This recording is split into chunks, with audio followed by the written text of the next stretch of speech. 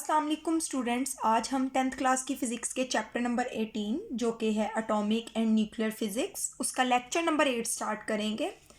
आज का जो कल के लेक्चर में हम लोगों ने टॉपिक जो स्टार्ट किया था तो radio isotopes and there uses, उसका जो फर्स्ट पार्ट था रेडियो आइसोटॉप्स वाला वो हमने लास्ट लेक्चर में कंप्लीट किया था।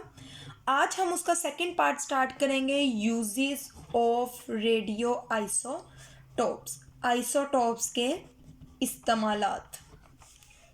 ठीक है बच्चों, यूजेस ऑफ रेडियो आइसोटॉप्स। पहली बात आपने याद रखना है कि रेडियो आइसोटॉप्स जो हैं वो हमारी मेडिसिन की फील्ड हो। ठीक है, आपने बल्कि इस तरह पॉइंट्स में बना देते हैं, आप याद रखें। रेडियो आइसोटॉप्स जो है बच्चों वो हमारी मेडिसिन की फील्ड में, मेडिसिन तिब के शोबे में, इंडस्ट्री की फील्ड में, ठीक है, और एग्रीकल्चर की फील्ड में बहुत ज़्यादा इस्तेमाल होती है। इधर इसका यूज़ क्या है, फ्रिक्वेंट यूज़ है, फ्रिक्वेंटली यूज़ होती है, बहुत ज़्यादा इस्तेमाल होती है। अब उसका डिफरेंट फील्ड्स में इस्तेमाल है, हम इसको वन बाय वन पढ़ते हैं। पहली बात के बच्चों, रेडियो आइसोटॉप्स जो है ना वो एज अ ट्रेसर्स यूज़ होती हैं। ठीक है, एज अ ट्रेसर्स।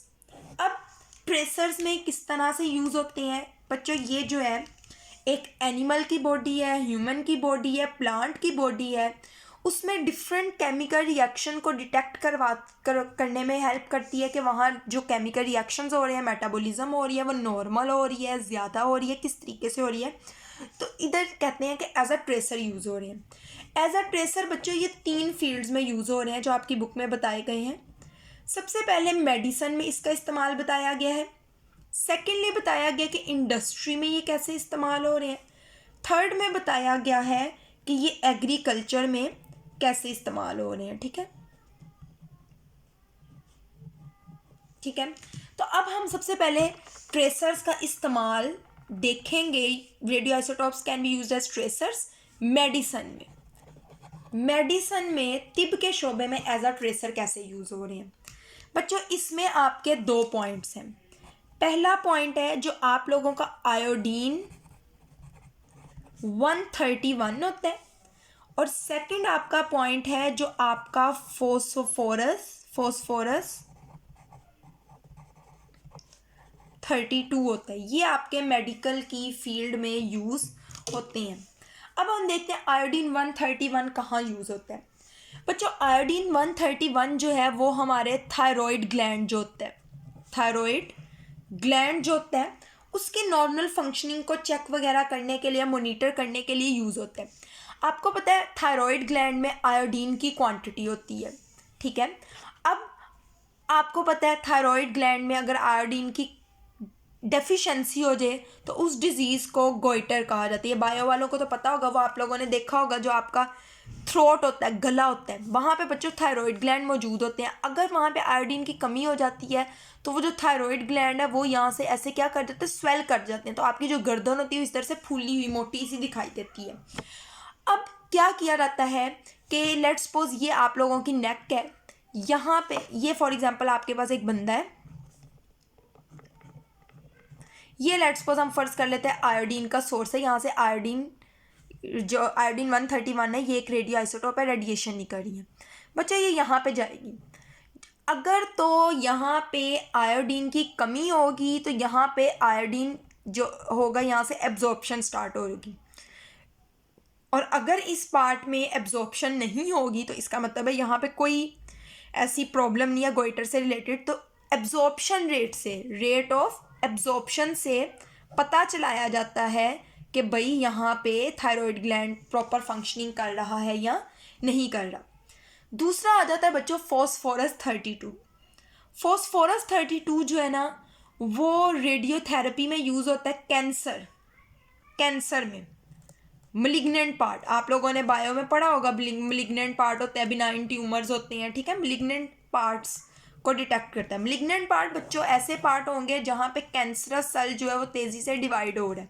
ठीक है, अब वो पार्ट बच्चों जहाँ पे हम लोग क्या करते हैं कि फॉस्फोरस 32 भेजा जाता है मलिग्नेंट पार्ट में, कैंसरस पार्ट में, वहाँ पे वो एब्जॉर्ब करके इसको क्योर करता है। मलिग्नेंट जो पार्ट होता है उसकी ट्रीटमेंट के लिए यूज़ होता है। ठीक है, ये आपका हो गया मेडिसिन में इस्तेमाल। अब जो second as a tracer use हो रहा है, ट्रेसर्स की हेडिंग में सेकंड हेडिंग आएगी इंडस्ट्री में। इंडस्ट्री में इसका इस्तेमाल कैसे होता है? इंडस्ट्री में बच्चों आपने इसी तरह पॉइंट्स बनाने। ट्रेसर्स में मेडिसिन के आगे फर्दर 2 पॉइंट्स, आयोडीन 131, फॉस्फोरस 32। अब आ जाता है इंडस्ट्री में। इंडस्ट्री में बच्चों आप लोगों का जो है उसमें उन्होंने कहा है कि अगर ये जो इंडस्ट्री में जो पाइप वगैरह होती हैं, ठीक है, पाइप लाइंस होती हैं, उसके अलावा आपकी सबमरीन्स आ जाती हैं, ठीक है, जो पानी के अंदर मूव कर रही है, तो सबमरीन्स आ जाती हैं, पाइप लाइन्स वगैरह आ जाती हैं, इस तरीके से और भी मशीनरी के पार्ट्स वगैरह आ जाते हैं। वहाँ पे किसी किस्म का क्रैक है, थोड़ा सा सुराख है, तो हम वो क्रैक जो है वो अपनी नेकेड आई से तो नहीं देख सकते, ठीक है, सिंपल अपनी आंख से नहीं देख सकते। अब उसका पता चलाना बहुत मुश्किल हो जाता है, और अगर पता ना चलाया जाए तो बहुत ज़्यादा नुकसान हो सकता है। तो इसका पता किस तरह चलाया जाता है बच्चों? हम यहाँ पे फ़र्ज़ कर लेते हैं, यहाँ पे आपकी क्या है, एक सबमरीन है। हम यहाँ पे एक सबमरीन बना लेते हैं। लेट्स सपोज ये आप लोगों की क्या है, सबमरीन है, ठीक है, पानी के अंदर। यहाँ पे बच्चों लेट्स सपोज छोटा सा सुराख है। अब कैसे पता चलाया जाएगा? यहाँ से बच्चों रेडिएशन का सोर्स है, हम रेडियो एक्टिव आइसोटोप्स की रेडिएशंस भेजेंगे इन पार्ट्स में जहाँ पे डिफेक्ट नहीं है, ठीक है, वहाँ से फौरी तौर पे रिफ्लेक्ट होके ये लाइट वापस आती जाएंगी। लेकिन ये वाला जो पार्ट है बच्चों, यहाँ पे एब्जॉर्प्शन रेट ज़्यादा होगा और बहुत कम रेडिएशंस वापस आएंगी।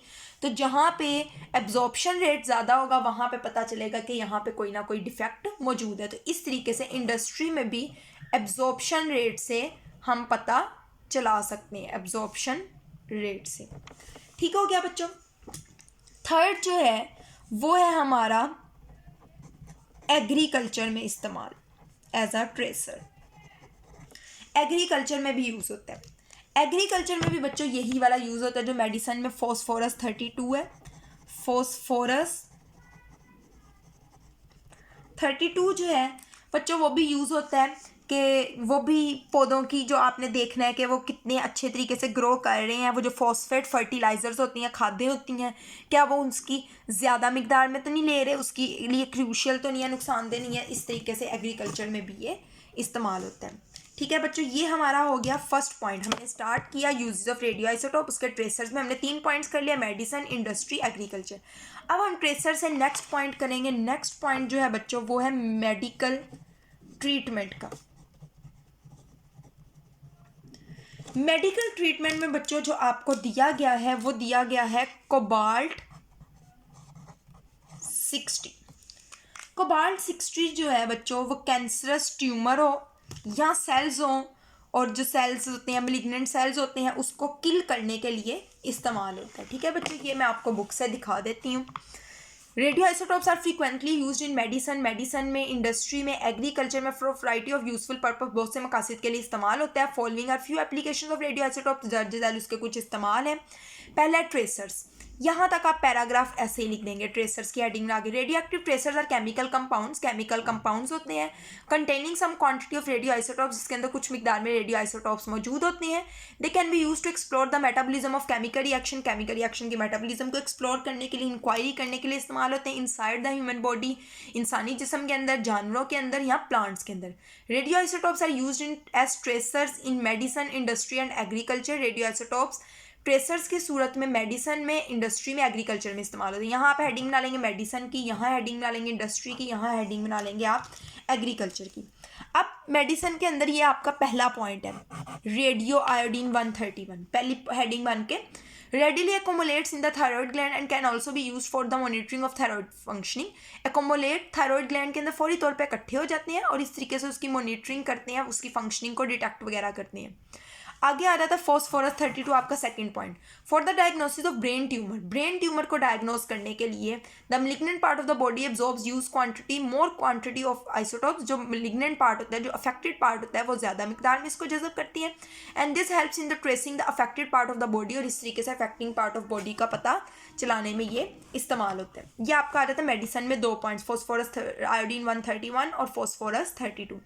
अब आ जाता है industry. In industry tracers can be use to locate the wear and tear of the moving parts of the machinery के हिस्से के जो हरकत करने वाले पार्ट्स होते हैं उसका वियर एंड टियर तोड़ फोड़ का पता चलाने के लिए।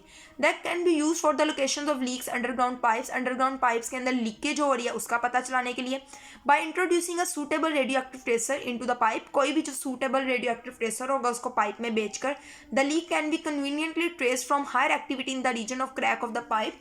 तो लीकेज का आसानी से पता चलाया जा सकता है, वो पार्ट जहाँ पे उसकी एक्टिविटी ज़्यादा होगी, एब्जॉर्प्शन रेट ज़्यादा होगा, वहाँ पे हमें पता चल जाएगा कि यहाँ पे कोई ना कोई लीकेज मौजूद है। थर्ड आ जाता है आपका एग्रीकल्चर। इन एग्रीकल्चर इसमें आ रहा था phosphorus 32 is used as a tracer to find out how well the plants are absorbing, plants जो है वो कितनी रेडिएशन एब्जॉर्ब कर रहा है, ठीक है। The phosphate fertilizers which are crucial to their growth, कितनी फर्टिलाइजर उसकी ग्रोथ के लिए नुकसान हो जाती है, इसको फर्टिलाइजर की मिकदार कब कम करनी है कब ज़्यादा करनी है, खादों को कहते हैं फर्टिलाइजर। सेकेंड पॉइंट आ जाता है बच्चों medical treatment. Radio isotopes are also used in nuclear medicine, nuclear medicine में इस्तेमाल होता है फॉर क्योरिंग वेरियस डिसीजेज, मुख्तलिफ बीमारियों के इलाज के लिए। फॉर एग्जाम्पल मिसाल के तौर पर रेडियो एक्टिव कोबाल्ट 60, कोबाल्ट 60 जो होता है is use for curing cancerous tumours and cells, cancer tumours जो सेल होते हैं उसको क्योर करने के लिए, उसका इलाज करने के लिए इस्तेमाल होते हैं। The radiation kills the cells of the malignant tumour in the patient, patient में जो मलिग्नेंट ट्यूमर्स वाले सेल होते हैं उसको किल कर देता है, ठीक है, ये रेडिएशंस। अब बच्चों थर्ड पॉइंट हमारा रह गया कार्बन डेटिंग। ये अलग से भी लॉन्ग क्वेश्चन आ सकता है और वैसे भी आ सकते हैं, इंशाल्लाह इसको हम कल करेंगे। आज के लिए इतना ही, अल्लाह हाफिज़।